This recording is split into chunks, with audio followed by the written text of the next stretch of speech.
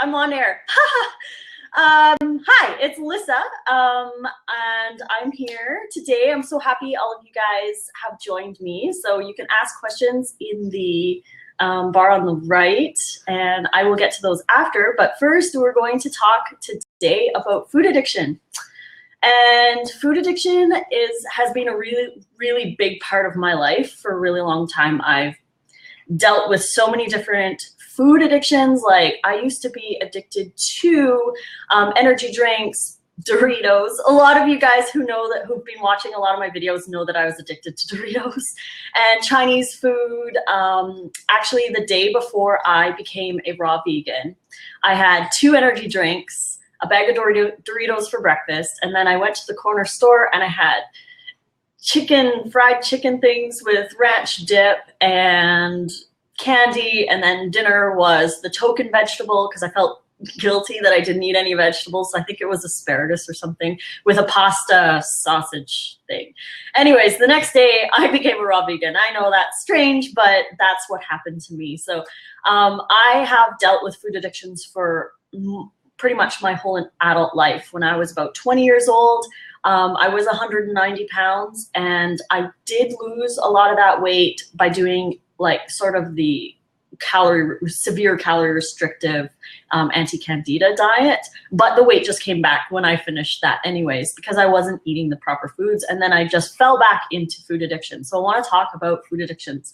I personally believe that we originated in the tropical areas of the world eating fruit, because we're frugivores. That's what we should be eating. Fruit, leafy greens, few nuts and seeds here and there, a few herbs and spices, but mainly fruit. And as we moved more north as a species, venturing out and exploring, we came into areas where fruit and vegetables were very hard to get. So we would default to rice, potatoes, and beans and things that we could store. So they became survival foods during the colder months. And then when those were scarce, we would move over to animal products. And you know, if your whole tribe is starving and you need something to feed them, and you know, 2 guys go out and grab a deer, there's going to be a big celebration surrounding that food that they get. So we've gradually over the years, because we've moved more north and we've moved out of our natural habitat, we've had to resort to eating these survival foods, but we've become addicted to them, and we've linked them with celebration and tradition and all of this stuff that we feel so like we identify with it. So it becomes a food addiction through the identification of it, through tradition, culture, and all that kind of stuff. Some foods are obviously more addicting than others, like, for example, cheese. That's probably the one thing that I get when people tell me, or when I say I'm vegan, they're like, oh, I can never give up my cheese. No, I can't give up my cheese. But cheese has casomorphins in it, which are addictive. And you know, they addict the baby cow to the mama cow, so the baby cow doesn't walk away or venture off.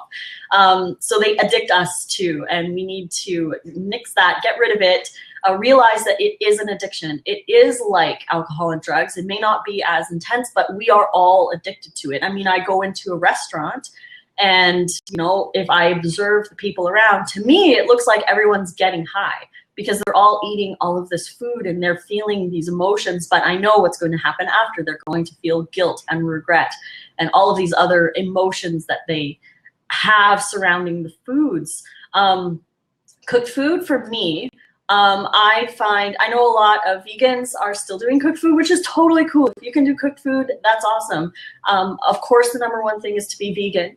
But if you want to be like me and move over to a full raw or more fruitarian style diet, the cooked food is actually more addicting, because when you evaporate the water through the cooking process, the flavors become more intense, and you feel like, that's why, you know, like dried herbs and spices are even more intense than the fresh herb, because they are so devoid of water, and your body has to find the water somewhere to digest it as well. So it does impede digestion and all that other stuff. So we can get addicted to those flavors of the cooked food because they're more concentrated in flavors. Emotional eating. Emotional eating is something that I've dealt with in the past. If I was having a stressful day, we use justifications to justify our emotional eating. I had a bad day at work. I had a long day. The kids did this. Oh, I worked out, so I deserve this. We use rewards, and then we use punishments, and we use all of these justifications to eat whatever we want, you know? And then you have, like, there's always a reason. Tomorrow I'll be better. Tomorrow I'll eat healthier. Tomorrow I'll do this. But it's actually today. And this is one of the reasons why I cannot use the word moderation or transition in my life. I have used them in the past, but I've used them as justification. So the word transition, I would use, for example, like I'm in transition to become a raw vegan. So that means to me that if I go somewhere and someone has something that is not raw or vegan, maybe I'm in transition, so I'll just have it this one time. But then it's like there's never a goal, there's never an end. So I'll always be in transition. But that's for me. And I know a lot of people go through this too. If you are going to use the word transition, you need to have an end goal. Like, for example, if you're going to give up cheese and become a vegan, then you say there's a big block of cheese in your fridge. You say, okay, my goal is that when this cheese is done, I am not buying it again. You don't go to the grocery store and say, oh, well, I'm in transition, so I'm going to buy this chunk of cheese. You don't do that. You use up what you have, set a goal, set a time where you are not going to have it anymore. Because otherwise, you're just going to be in transition for the rest of your life.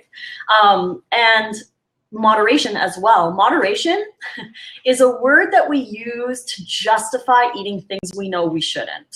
So if you're using the word moderation, like for example, you go to your kid's friend's birthday party and there's chips on the table, you will look at those chips and be like, oh, well, just in moderation, I will have these. But you know you shouldn't be having them, so why are we using the word moderation? If the food does not act good for your body, you should not be using the word moderation. We are misusing the word, and it is keeping us in this cycle of food addiction, and we just keep going back to it because, again, it's a justification. And we feel the word moderation justifies our actions because, you know, everyone uses the word moderation and, oh, we're just having a little bit. But it can be detrimental because you're using like Monday you have a latte, and then Tuesday you have a lunch work thing, and you justify that in moderation, and then maybe you only have pizza once a week, so you know you justify that. But every single day there's something, so that you're using moderation to justify, which doesn't work in the long run. You end up with guilt and regret, and you wish you did something differently, and then you punish yourself with more bad foods. Like for example, if you go for lunch out and you ate something that you really shouldn't have, but then by the time you get home, you're like, oh, well, I ruined today. I guess I'll just eat this pizza for dinner and I'll have chips for after when I watch TV, and then I'll start again tomorrow. But that's not how we need to think. If you screw up, you just have to get up and start and do better the next meal. We can't say, you can't write off the day, because people write off weeks. They'll be like, okay, well, you know, this week has been really bad, so I'm going to start Monday. But it's like Wednesday. So you've got so many good days that you could make good choices. And you got to start today. You got to start your next meal and make those good choices so that you don't have to write off your week and write off your month, write off your year. Because you wake up and then next year you could be somewhere amazing, but you're using all of these things as crutches to keep you where you are. Tradition, culture, laziness, easy, the chemical addiction, because companies know what fat, sugar, salt combination to make to addict us to stuff like chips and sauces and all of that kind of thing. Familiar situations is another one, like the smoker who's trying to quit smoking, but every time they get into their truck, they just feel like they gotta smoke, right? Or an alcoholic who goes to their favorite bar and they just feel the need to drink because they're in that situation, which is what I experienced. And I'm sharing with you guys so that you can kind of find triggers like that. I would go to a specific gas station all the time to get my energy drinks and my fried chicken. And when I stopped and became a raw vegan, I didn't go to that gas station anymore because I knew that if I went in there, I would be triggered to want to go to the cupboard or the cooler and grab the energy drink just out of, it's almost like I wasn't thinking and I would just do what I was always doing. So you want to like think of those kinds of triggers. Like, do you go down the same aisles in the grocery store? Do you eat the same things when you're at certain people's houses? And it's just things that we don't really think about because they are so ingrained in our life.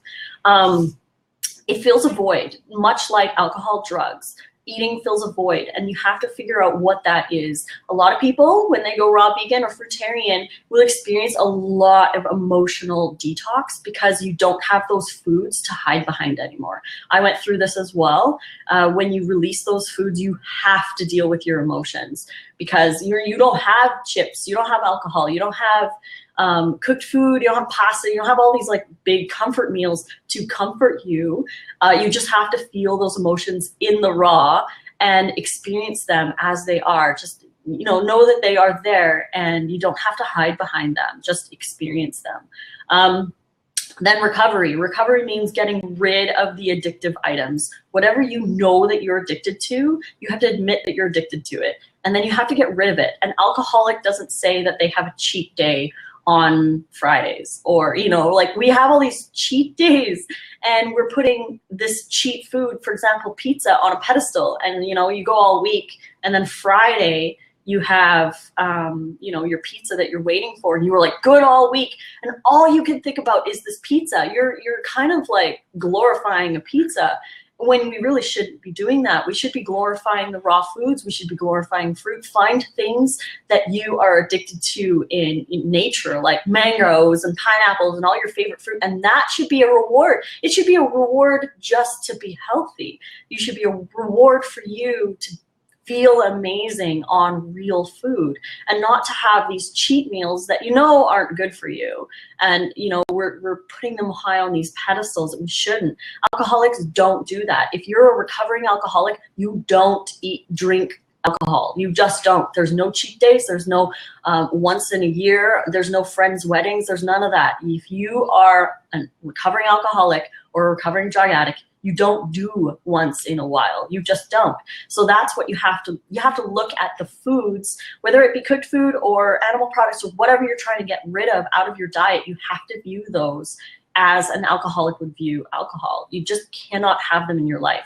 Some solutions, you have to admit that you have a problem. An addiction, like a lot of people will say, oh, well, I don't think food addiction is real. Well, they haven't given up those foods that they can't live without. For example, when I talk, we'll use a cheese example because people will go on these rants about how they can't give up their cheese or they can't give up their meat. Oh, I can't live without meat, blah, blah, blah. And it's like, well, if you can't live without it, you know that it's a food addiction. We don't hear people saying like, oh, I could never, ever, ever, ever live without cucumbers. I am that addicted to them. I mean, I love cucumbers and I love pineapple and mango and everything. And I can't live without those, but I'm not addicted to them. Like I'm not to the point where it would, like I can't fathom living without them. If mangoes cease to exist, there's pineapples. If cucumbers cease to exist, there's tomatoes and peppers. There's other fruits and vegetables.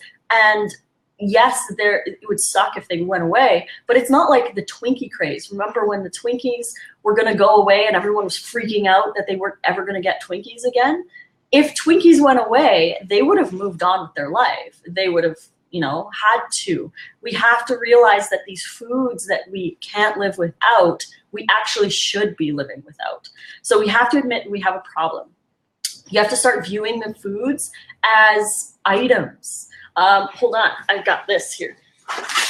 This is a puzzle that I got when I was little, and it's a puzzle of potato chips because I used to be addicted to potato chips.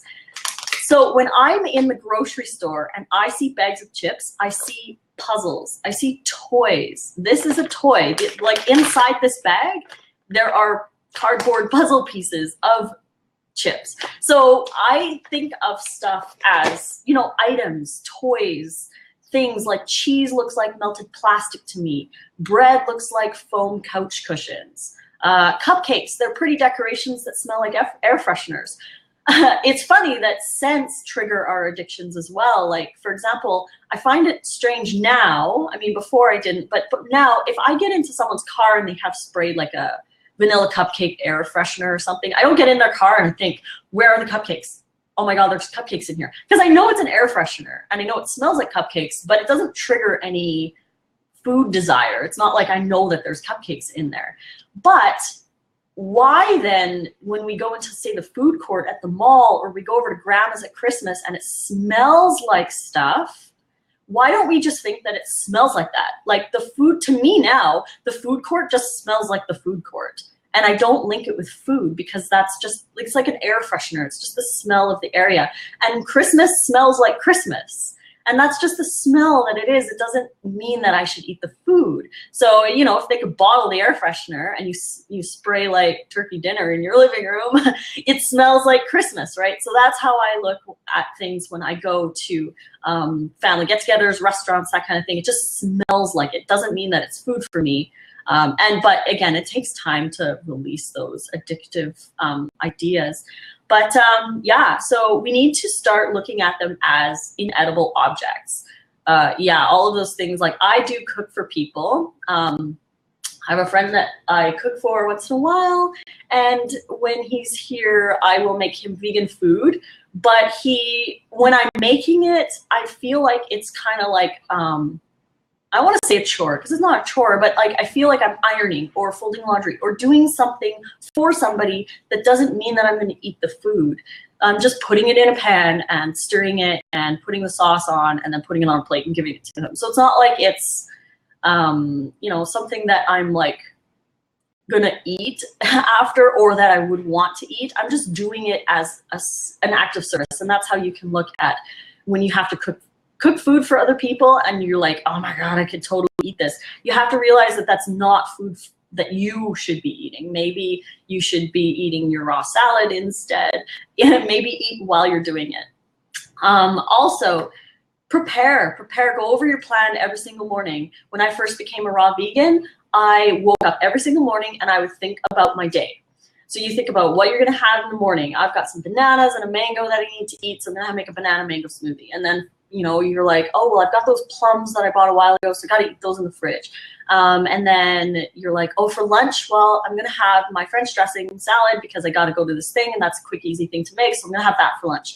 And then when I'm out doing this, maybe I'll pick up some mushrooms and zucchini and have my raw chili for dinner. So I do all of that first thing in the morning when I get out of bed. I think about my day. So during the day, when all these other things pop up, I'm like, wait, I told myself that I was gonna have that for lunch. Wait, I told myself I was gonna have that for dinner. So no, I'm not gonna eat this. I'm gonna eat this that I planned to eat. So you have to plan. Planning is so important in the beginning when you're dealing with food addiction. You have to plan to not eat those things. You have to plan on what you are gonna eat. And don't think about the things you can't eat. Stop focusing on that. You should be focusing on the things you can eat. All the wonderful variety of fruits and vegetables that you can eat. Focus on that. That is food. Link things with new traditions. Like I'm coming out with a winter holiday sort of style ebook coming in the next couple days, and it's going to be you know, like traditional stuff like stuffing and pumpkin pie and all that, but it's, you know, winter foods that you could take to Thanksgiving. You need to link new foods with the old traditions that you love. So if you can link things like, for example, movie night, I'll have Chris Kendall's raw vegan pizza if I'm doing like this big movie night, instead of getting regular pizza, right? Like you have to change over and start looking forward to your new vegan or raw vegan meals instead of what you would typically default to. So, and the final thing that I wanted to say is that I realized that the addictions are all in the mind. When you are getting enough nutrition from your vegan or raw vegan diet, you can check in using like cronometer.com or something like that. If you're getting enough nutrition and you're having cravings, you know that it's mental, because you don't need any vitamins, minerals, or any of that kind of stuff. It's all, you know, all of this stuff that goes through our heads, like all of the things like discussed, like tradition and culture and reward and desire and want, and all of this stuff has nothing to do with nutrition. It's an addiction, and mental, chemical, we're addicted to the chemicals in those foods too. So we have to realize and we have to release. So once you are getting all of your nutrition, once you're eating enough calories and keeping your diet low fat, because low fat will keep your cravings down, and eating enough calories, of course, will keep your cravings down as well. Once you can get those two down, get lots of rest, do lots of exercise, and start to love yourself by giving yourself proper foods, then it will help with the food addictions in the end. So I hope you guys liked my little talk. I'm opening up for Q&As. So yeah, somebody mentioned earlier to talk about eating raw on a budget. So I will address that. And if you guys want, if you have any questions, please ask them in the side comments on the right over here. Message your questions. But I have a couple here already. Eating raw on a budget. So I did a video the other day about eating raw, and I have a plate, and I went out. I'm in Canada, so food's kind of expensive here. Like when I was in Costa Rica, mangoes 80 cents US. Here they're $3.99 for a mango. It's nuts. You know, a little tiny bitter melon is like $2.99. Pineapple can go up to $8. So it can get very expensive here where I am. So I have to figure out ways as well how to eat raw without spending super crazy amounts of money. Anyways, I did this video where I had a plate of fruits and veggies, or just fruits, exotic fruits. I had like a dragon fruit, figs, berries, what else did I have on there? Pineapple, mangoes, you know, some of the more expensive fruits. So anyways, I had this plate of food, and it ended up being about $24 for me to buy this plate of food. I entered all of the items into Chronometer, and I got the calorie content, the nutrition, like what you're getting for the nutrition and everything. And I discovered that you can get the same calories and almost exact the same nutrition by spending $5 and making a banana date smoothie with spinach and chia seeds. So you can, there are ways to do it. You just have to not buy the things that are expensive if you can. I will treat myself to mangoes and pineapples. You know, when they're on sale, you want to look for the ugly table. You can go to auctions, like food auctions. Sometimes in certain cities, they have places where you can actually get food for on auction. So you can go and buy like a case of melons for like $4. Get in touch with your produce guys, learn, you know, who they are, and ask them if, you know, if they have boxes of already ripe bananas where you can just actually, you know, grab the bananas and for 10 bucks. I've gotten some organic bananas, boxes of them. There's like 85 in a box for $10 to $15 from some of the people who, you know, run the produce department, and they need to get rid of them because they're either going bad or they're already spotty, and I'll just stick them in my freezer if I can't eat them all. But that's a great way of doing it too. Greens and bananas are probably your cheapest bet. Like if you can't afford it, then just eat what you can afford. Like eat simply. Bananas, dates, greens. You don't have to go all extravagant and get mangoes and everything unless you can. Also, another thing is organics. I am a firm believer in eating organic food. However, I can't afford to eat all organic. Plus, the variety isn't there.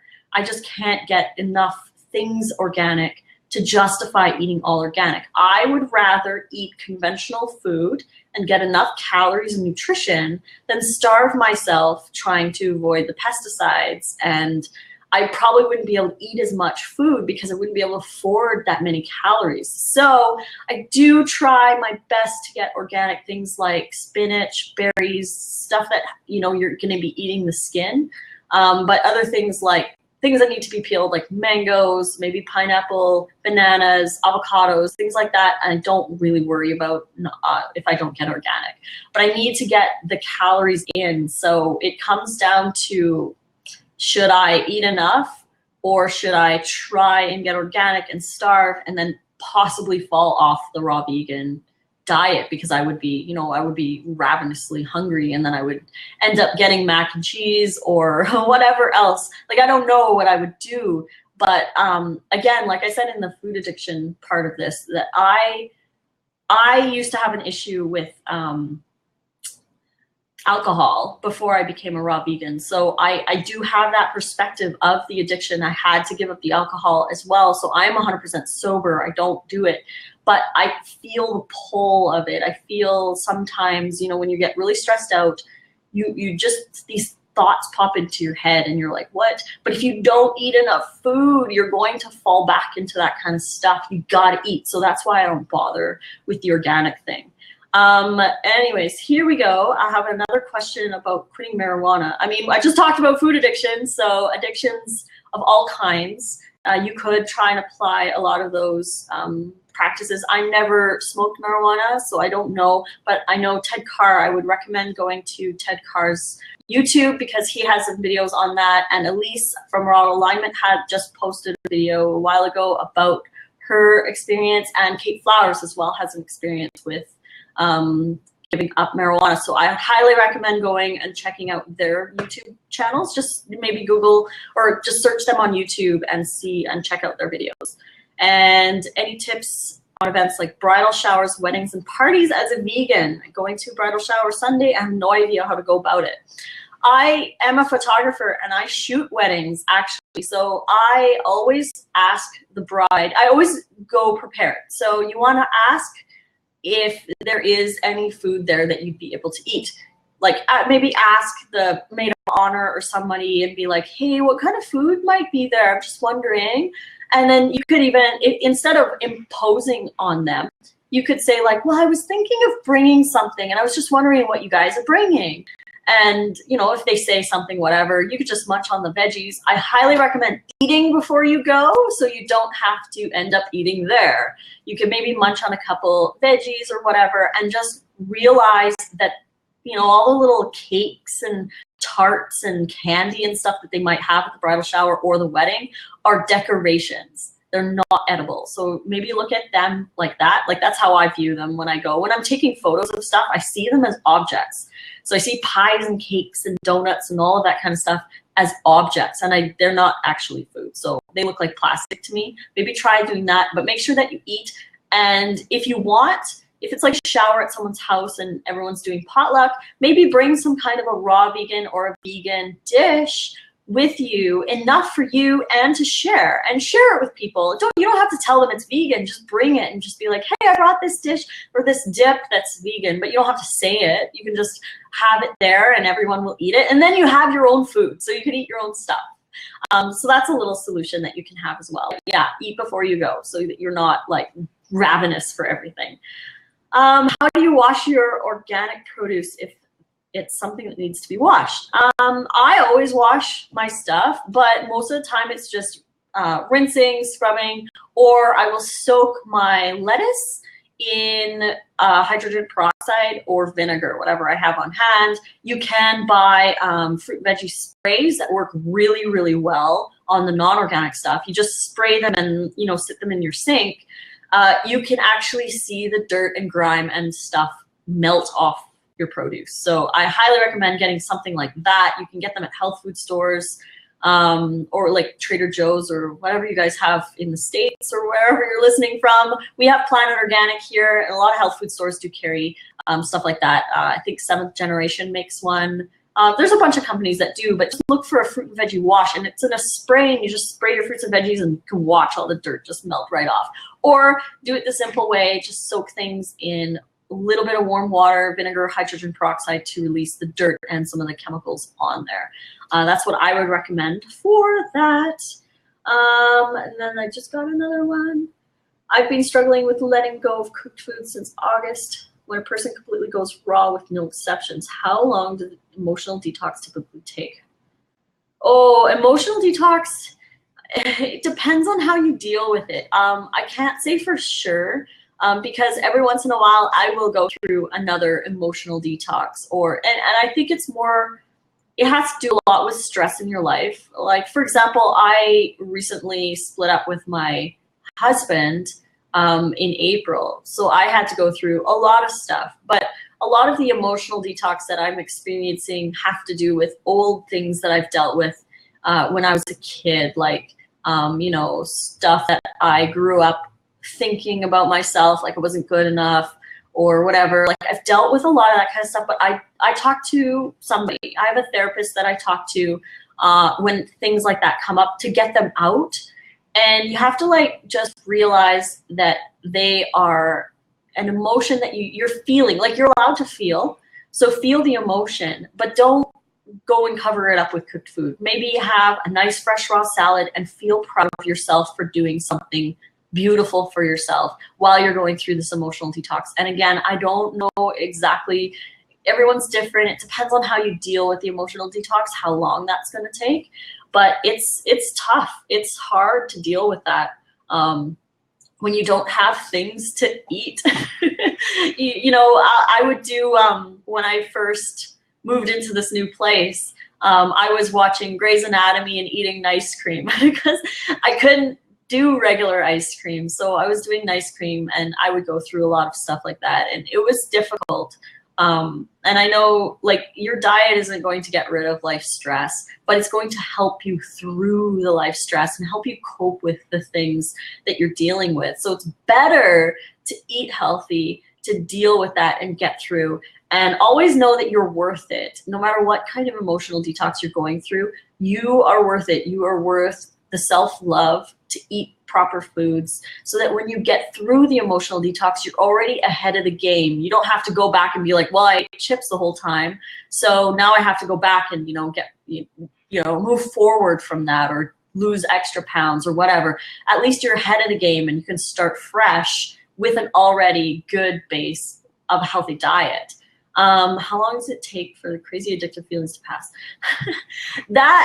Again, it depends on how much you work with your mind. Mine was about, I would say 1 to 3 months was where I was before I really started to realize that stuff was stuff. Like, food wasn't food anymore.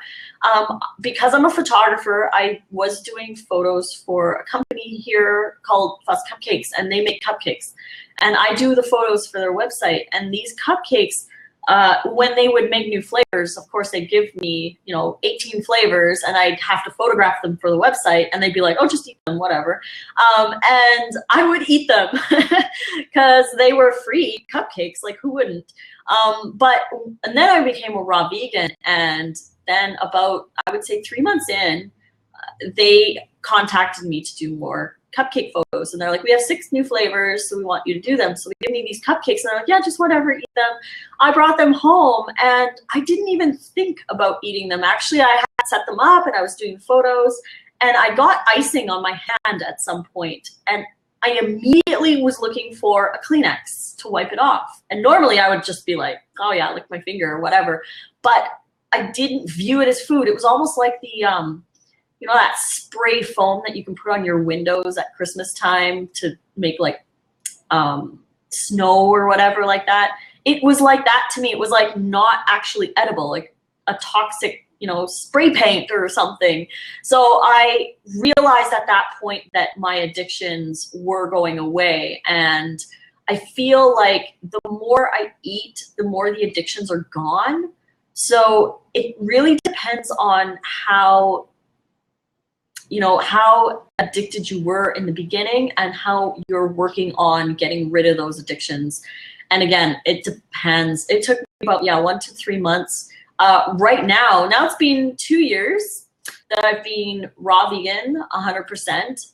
And I don't even remember what some of that stuff used to taste like. And the other month or so, somebody mentioned to me that they wanted a bagel or something. And I was like, bagels exist still. Like, I totally forget what some of these foods are because I don't expose my life to them. I don't see them every day. I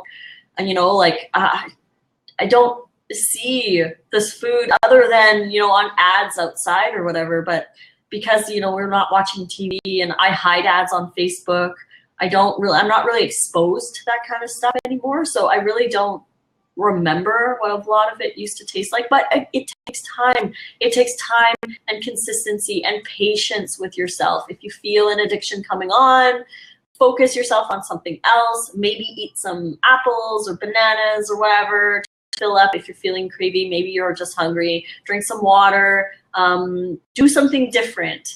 Get your mind off of the addictive food. Yeah, completely removing yourself from the situation. Oh, I love the connection. That's awesome. Oh, food combining. Food combining. I don't really follow all of the intricacies of food combining. I would say there's two main rules that I follow. I eat my watermelons and melons for the most part alone or with citrus.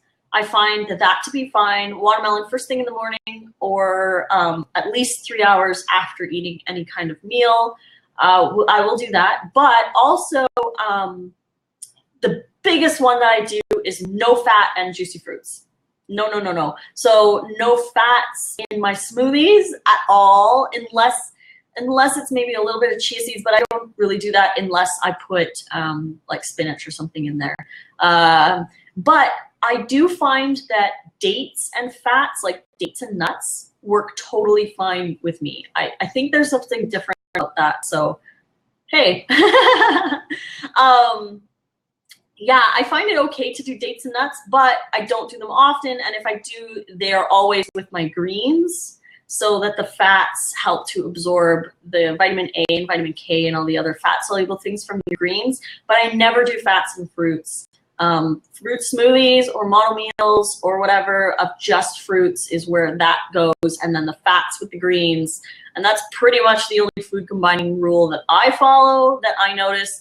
If there are foods that bother you when you combine them with others, then don't combine them with others. I think that everybody's different and everyone experiences different food combining things that happen in their body. So, you know, what works for one person, I would say the food combining thing is kind of an overall umbrella of a guideline. So if you can combine things and they don't bother you, then that's cool. But if you combine certain things and they bother you, then for you, that should be a rule to not eat that with that. So you kind of have to really listen to your body and find out what is good for you.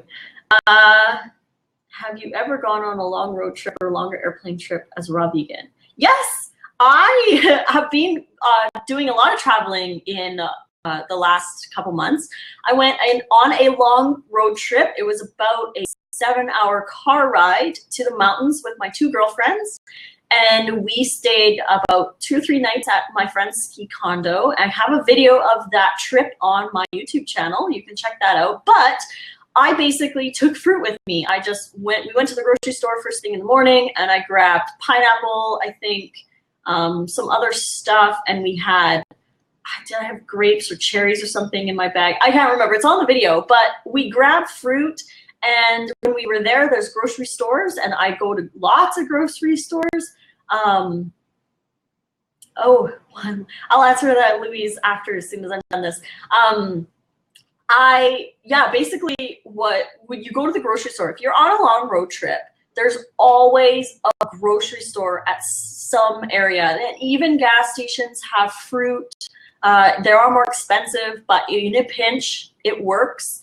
Apples, oranges, and sometimes they have ripe bananas. Most of the time they're still yellow or green, but if you can find ripe bananas, that's awesome. Grocery stores are your best friend because you can stop at any of them. That's where raw food is. If you have to stop at a restaurant, just ask them for fresh veggie salad or something like that with lemon juice, berries, and cracked pepper. That's what I do if I have to go to a restaurant. I just ask for just veggies. And then if you get lemon juice, you get the sour. If you get berries, you get the sweet. And then the pepper is a spice. So you can kind of make a little bit of a makeshift dressing in a restaurant on the run if you have to. But yeah, we went to BC and we stayed at her ski condo and we made zoodles. Like I brought my machine, my zoodle machine. I brought my Vitamix. I just stuck it in the trunk and we made smoothies in the morning. Yeah, but there was a grocery store like 2 seconds away, so I would just go there and grab my food. But I did bring stuff for the ride. I went to Costa Rica to visit Jack from Raw Tropical Living just about a month ago-ish. And the plane ride there, I had, you're eating in the airport what you can. They would have bananas. Starbucks has ripe bananas sometimes.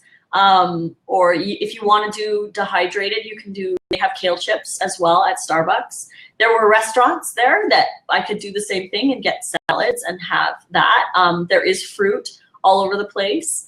I did have to stay overnight in Texas for 9 hours. So I made sure that I got some stuff, lots of water, make sure you're hydrated. And when I arrived in Costa Rica, Jack had a lot of fresh Costa Rica fruit for me, and it was so awesome. But yeah, it is possible to do it. And I have those trips on my YouTube channel. So you have to go over there and check out those trips. What's your ideal breakfast?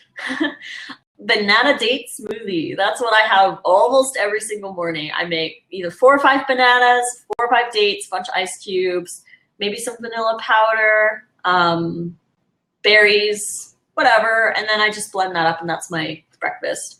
And then after, I'll snack on fruit. Like right now, I'm doing a lot of oranges and grapes and plums because they're in season right now and they're cheap. So I'm doing a lot of that for snacks. But yeah, my ideal breakfast is just a smoothie. That's really all I have. Or lately, since I got back from Costa Rica, I really like doing fruit bowls because that's what me and Jack were having. We would just chop up mangoes, strawberries, pineapple, whatever fruit we had, and we would just eat bananas too. We would eat these giant, massive fruit bowls, just fruit cut up, which is great. And so I will do either that. Mostly just smoothies because it's super easy. But yeah, that's my typical breakfast is just fruit. Just fruit. Do I ever juice potatoes? No, I've never actually juiced potatoes. I don't juice, actually. If I do, it's very, very, very rare. The only times that I actually do drink juice is if I'm stuck at the mall for a longer period of time than I want to. I will go to like a Jugo Juice or somewhere there where they do fresh juices, and I'll get juice there just to sustain me until I can get home. But otherwise, I don't juice. And the main reason is because I'm lazy. But the second reason, which ties almost with the first, is that it lacks the fiber that we need to pull toxins from our body. So you're eating all of this juice and your body's digesting it so fast that it can detox faster, and you dump all these toxins into your bloodstream, but you're lacking the fiber to pull the toxins out. So I think that juicing is good if you're severely ill and you need that really light digestion. But again, I'm a huge promoter of fiber because we are so worried about protein and all these other things, but we don't focus enough on fiber. We don't get enough fiber. So I think that we should be eating more fiber and less of juicing, but that's just my opinion. I don't do a lot of juicing. I'd rather eat the whole food and get everything that nature intended in the food. And I just don't eat potatoes. I do sweet potatoes and yams. I have a recipe in my new book for little yam cakes, just with pureed yams and some other ingredients. But otherwise, that's all I do. I don't do potatoes anymore. So, weight loss on a raw vegan diet. Yes, I can talk about weight loss because I lost 70 pounds. So it took me 14 months to lose 70 pounds. I lost approximately 1 pound a week. Some weeks were more, some weeks were like 3, 4 for like just a couple weeks, but some weeks I didn't lose any. There was a period of time in my weight loss where I didn't lose anything for about 3 months. And then all of a sudden, with no change, diet or exercise whatsoever, all of a sudden I started losing weight again. So it depends on what your body wants to do during that time. I was happy where I was. I didn't do this for weight loss. I knew I would lose weight, but that was not my main focus. My main focus was the animals and my health because I felt like crap.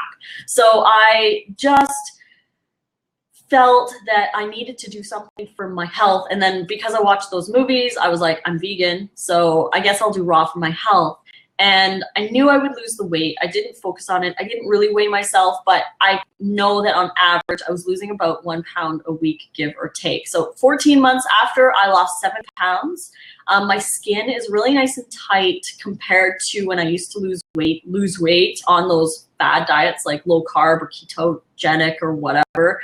I would do those diets and I would lose weight, but my body was so different when I would lose weight during those times. Like if I lost like 15 pounds, I'd be saggy and old and like my stomach would be all weird and everything just from like 15 pounds. And then I would be craving everything under the sun because I wasn't getting any carbohydrate energy from fruits and vegetables because I was eating high fat, high protein, trying to lose weight, low calorie, and then I was starving myself.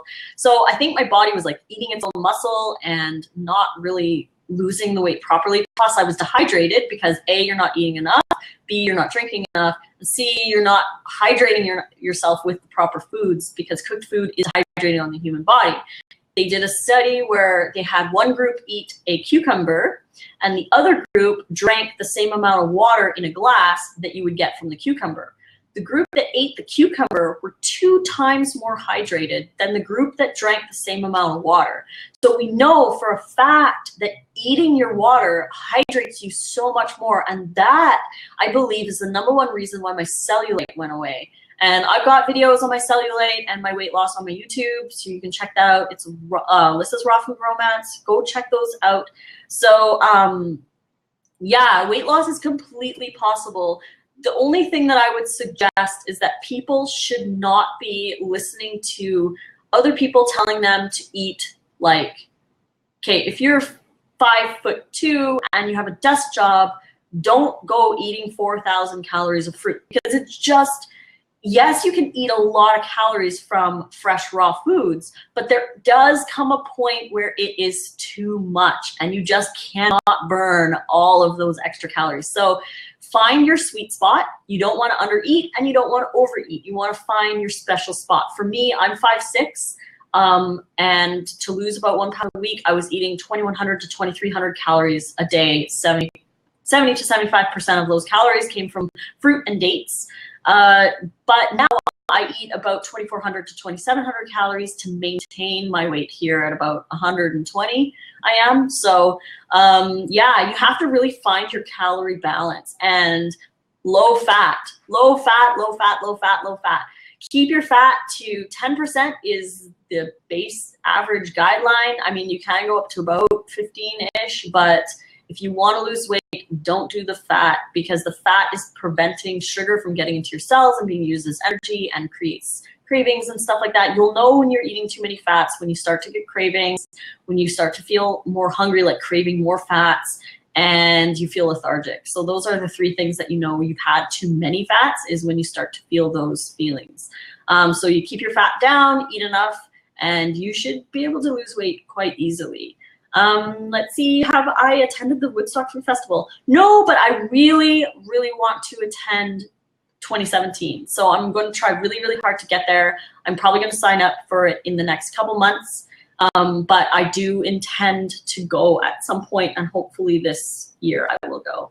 I was going to go this year, but just with me splitting from my husband and having to pay rent on my own and do all of these kinds of things, it was really, really way too difficult for me to go to Woodstock. So I went to Costa Rica instead because it was like a quarter of the cost or a third of the cost or something like that. So that's why I decided to go to Costa Rica instead. However, I do plan on going to a Woodstock Food Festival because I want to see everybody there and meet everyone, give everyone hugs. Are there any movies about eating a raw diet? Forks Over Knives. Forks Over Knives. There is a documentary about raw food and diabetes, and it's on YouTube somewhere. I don't really know what it is, what it's called, but it's like Raw Food Reversing Diabetes or something like that. There aren't too many documentaries. There was a girl in our city here in Edmonton. I'm not sure if you can find it, but it's I Like It Raw. I Like It Raw documentary. I'm sure if you Google it, you might be able to find it on YouTube. But that was a raw documentary of a girl who did a raw vegan diet here in my city. And she put 4 people on that diet. So you could probably find that.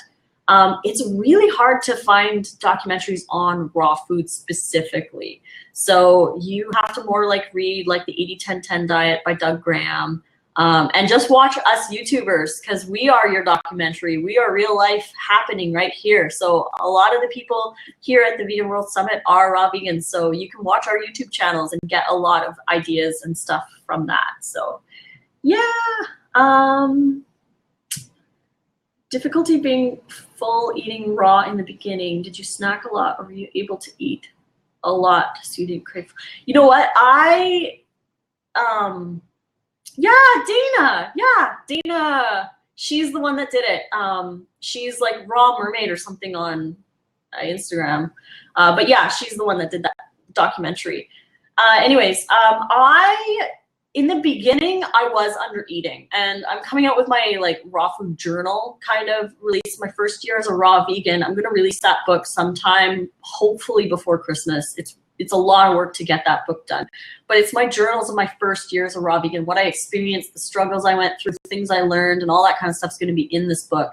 But I did notice that in the beginning, I was not eating enough calories, and I was starting to feel hungry and stuff. And then when I was in the forums, I noticed a lot of people were like, you gotta eat, you gotta eat. So I started trying to eat more, and I did try to eat big salads, but I did notice in the beginning it was hard to get all of that in. I wasn't used to eating the volume. Now I'm more used to it. Now, if I do feel like I'm not gonna finish a salad, I'll put it aside for about a half an hour, 45 minutes, and then I'll get back to it. Because the food digests so fast that you can just keep eating and grazing throughout the day. I did do a lot of snacking. I ate a lot of bananas in the beginning. I was eating a lot more bananas in the beginning than I am now.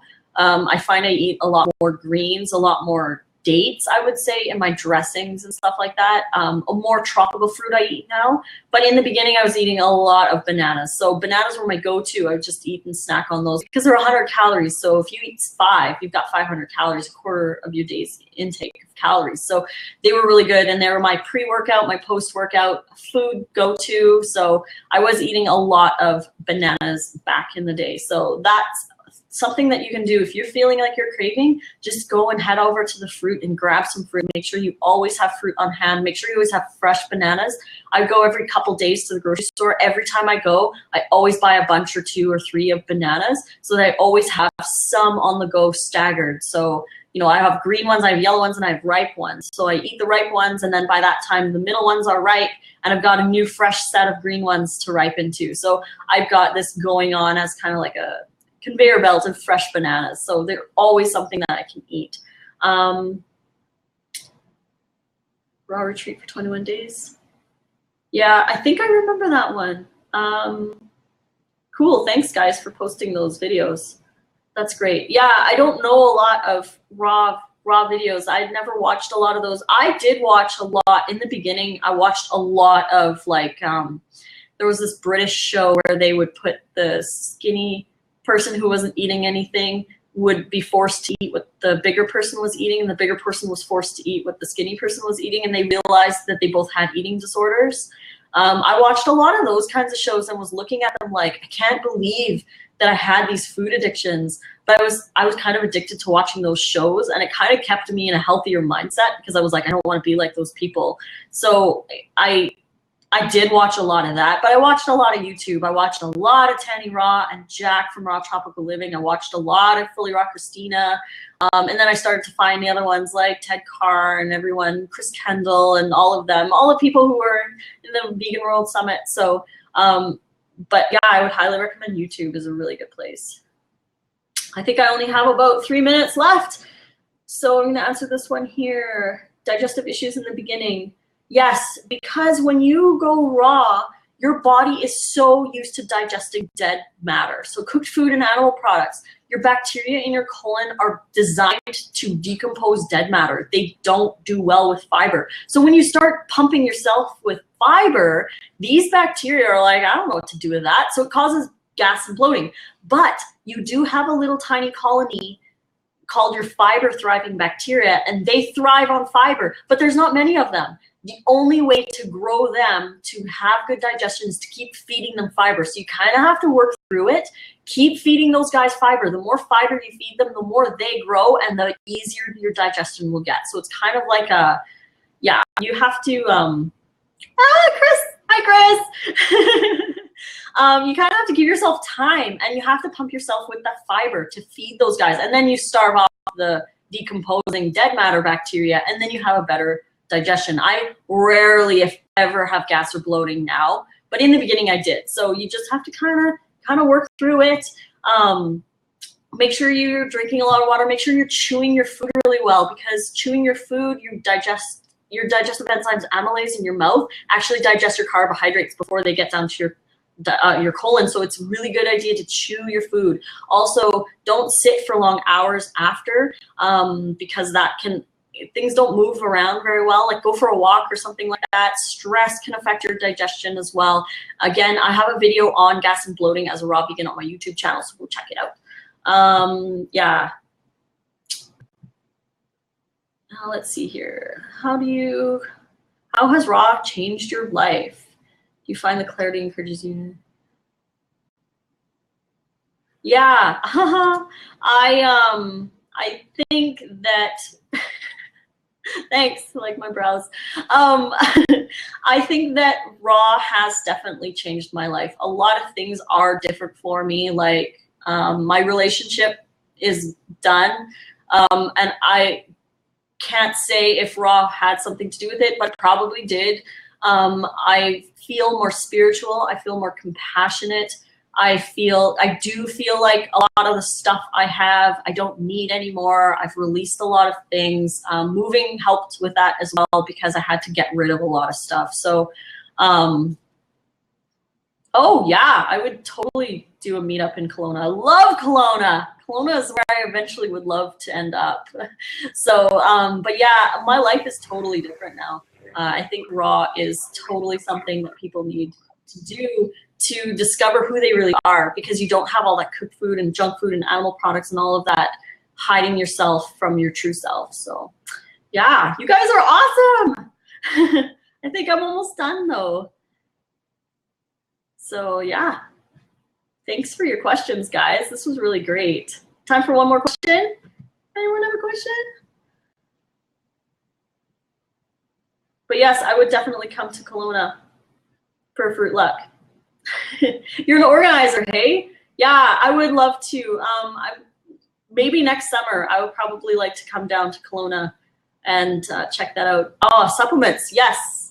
I take B12 and D, and the reason I take vitamin B12 and vitamin D are because they are not diet vitamins, they are environment and vitamins. We have, aw, thank you. I love that you enjoyed it. Yes, I can still be 80 and still be raw, because I don't think I'm going to go back. I love being raw so much. I love the hydration and the energetic wonderfulness that I feel. I don't even care about cooked food. I don't really want it anymore. So yeah. But anyway, for supplements, B12 and D are environmental supplements or vitamins that we should be getting from our environment that we're not. B12 from the soil bacteria and D from the sun. They're not vitamins that we should be eating. So we need to be outside getting vitamin D, and we need to be in the dirt to get B12. And because we don't have those ways of getting them, we can supplement, and it's okay to supplement. Sometimes I also do iron, but it's very rare. I've probably done it maybe 2 or 3 times just to pump myself up a little bit, but otherwise that's all I take for supplements. So yeah. Yes, totally. My YouTube channel is Alyssa's Raw Food Romance. So go over there and check him out. I've got all my videos from Costa Rica up on there. I did a lot of talks in Costa Rica. A lot of what I ate in a day videos are up, and I am coming out with my winter recipe book soon. That should be in the next couple days. So yeah. Guess that's good. Until next week. Thank you so much. What a great one. Cool. Thanks. Same time next week, and I'll see you next week. Yeah, so you guys come with your questions, and yeah, we'll be. I don't know what I'm talking about next week, but it'll be good. It'll be great. It'll be great. All right. Awesome. Bye. Cool. See you later, guys. All right. Let's just close it out. Okay. Bye. Yeah.